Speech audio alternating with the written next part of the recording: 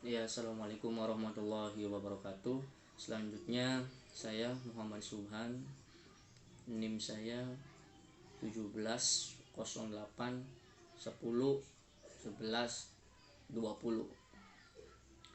Pada kali ini saya ingin menjelaskan mengenai bagaimana cara mengadakan suatu studi pendahuluan, bukan studi banding tapi studi pendahuluan.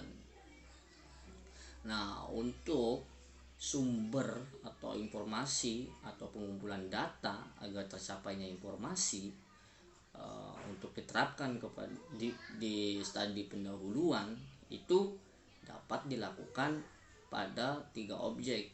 Nah, objek yang dimaksud itu adalah apa yang harus kita hubungi dan apa yang kita harus dilihat dan apa yang harus kita kunjungi. Nah, sekiranya itu akan memberikan suatu informasi tentang data yang akan dikumpulkan.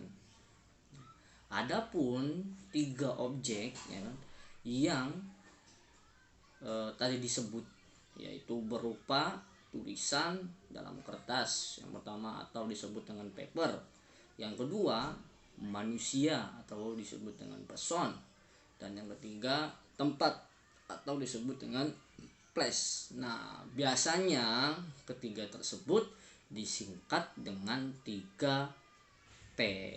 Nah, disebut dengan 3P. Yang pertama P pertama atau disebut dengan paper ya kan, itu meliputi dokumen, buku-buku, majalah ya kan, atau bahan yang tertulis lainnya, bisa berupa teori, bisa berupa laporan atau juga penemuan. Nah, ini juga disebut dengan kepustakaan atau disebut dengan studi literatur. Nah, itu. Lalu P kedua atau disebut dengan person ya kan, itu bisa dilakukan secara bertemu, bertanya dan berkonsultasi dengan narasumber misalkan. Nah, lalu yang ketiga place, P ketiga place. Ya, yang ketiga itu bisa mendapatkan berupa tempat atau lokasi atau benda-benda yang terdapat dalam penelitian. Nah, lalu untuk kesimpulan apa yang tadi dijelaskan itu bisa dengan membaca literatur, baik teori maupun dari penemuan. Setelah itu kita bisa datangi para ahli-ahli ya kan, atau sumber manusia atau narasumber untuk berkonsultasi. Nah, dari situ kan kita bisa memperoleh suatu informasi yang kita dapat.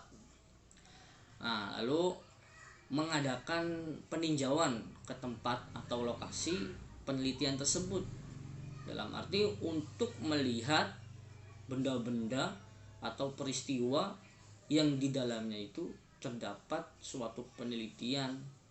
Nah, kita bisa menemukan itu di suatu tempat atau lokasi.